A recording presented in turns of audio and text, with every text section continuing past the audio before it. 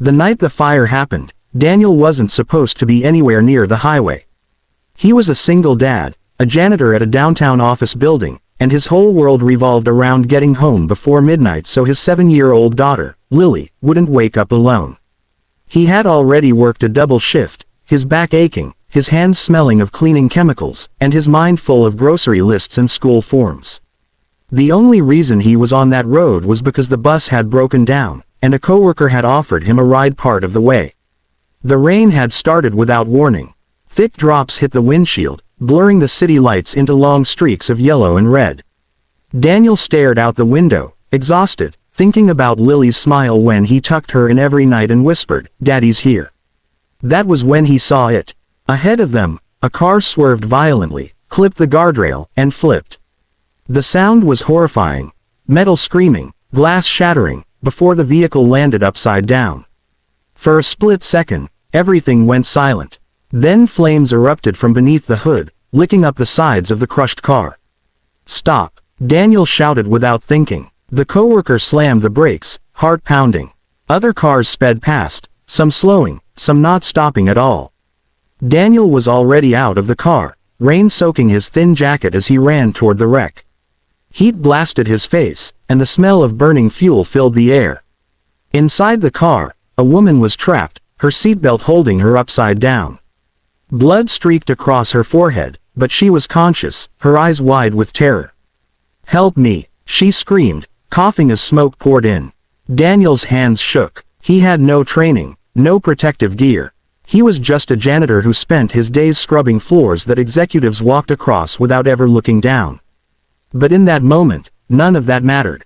All he could think was that someone's life was slipping away, just like Lily's mother had years ago when no one arrived in time. "It's going to be okay," he yelled, though he wasn't sure it was true. "I'm here." The flames grew stronger, cracking the windshield.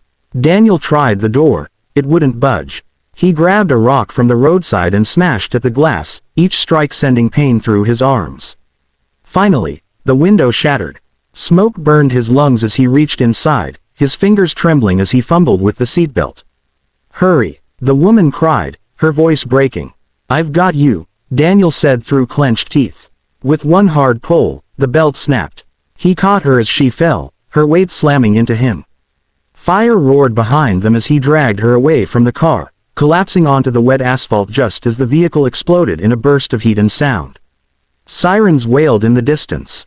Daniel lay there, gasping for air, his ears ringing, his heart racing so fast he thought it might burst. The woman clutched his arm, coughing violently. Rain poured down, steam rising from the burning wreck. Paramedics arrived within minutes, pulling Daniel back as they loaded the woman onto a stretcher. A police officer asked his name, his statement, but everything felt unreal, like a dream he couldn't quite wake up from. As they lifted the woman into the ambulance, she turned her head weakly toward Daniel. Her face was pale, streaked with soot and blood, but her eyes locked onto his with startling clarity. She grabbed his sleeve, her grip surprisingly strong. "Don't leave," she whispered. Daniel froze. "You saved my life," she continued, her voice barely audible over the rain and sirens. "What's your name?" "Daniel," he said softly. Her lips trembled into the faintest smile. "Daniel, thank you. I won't forget you." Then she was gone, the ambulance doors slamming shut as it sped away. Daniel stood there long after, soaked to the bone, watching the flashing lights disappear. His coworker touched his shoulder, telling him they needed to go. Daniel nodded, numb, his mind replaying the woman's words again and again. The next morning, Daniel woke up on his couch, every muscle aching. Lily stood beside him, her small hand on his cheek. "Daddy," she said softly. "You had bad dreams." Daniel sat up, pulling her into a hug.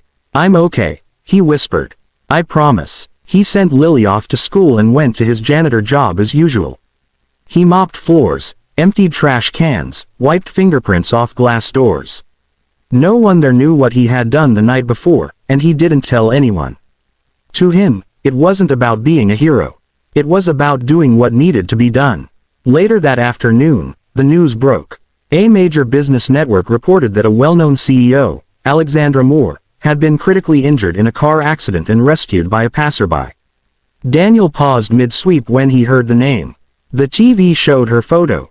Sharp eyes, confident smile, a woman who ran a billion-dollar company and appeared on magazine covers. "That's her," Daniel whispered, his heart pounding. The reporter called the rescuer, an unidentified Good Samaritan.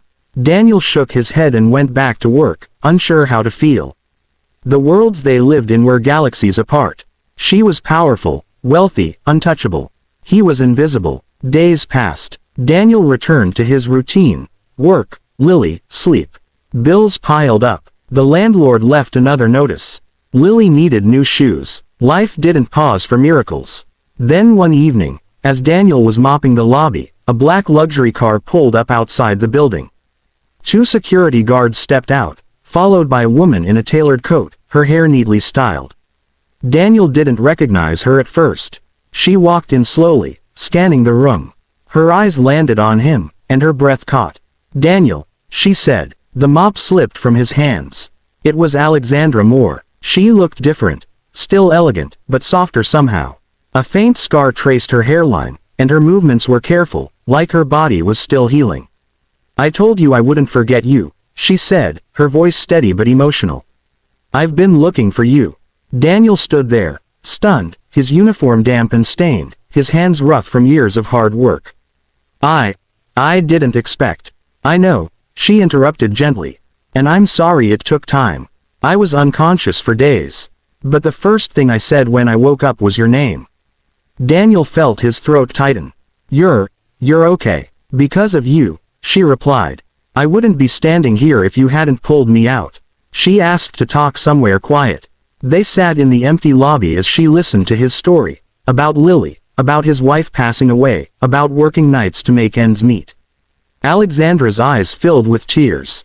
"You ran into fire for a stranger," she said. "Do you know how rare that is?" Daniel shrugged. "Anyone would have done it." She shook her head. "No, they wouldn't." Over the next weeks, Alexandra stayed in touch. She visited Lily, bringing books and toys, kneeling to Lily's level like nothing else mattered. She offered Daniel help, financial support, a better job, but he hesitated, pride battling gratitude. "I don't want charity," he said quietly. "This isn't charity," Alexandra replied. "This is respect." Eventually, Daniel accepted a position at her company, not as a janitor, but in facilities management, with fair pay, benefits, and hours that let him be home with Lily every night. His life began to change in ways he never imagined. But what changed him the most wasn't the money or the job. It was the way Alexandra looked at him, not as a hero on the news, not as a poor man to be pitied, but as someone whose courage mattered. Months later, Daniel attended a company event, standing awkwardly in a borrowed suit. Alexandra approached him, smiling. "You know," she said softly, "the first words I said after you saved me weren't, 'help,' or, 'it hurts.'"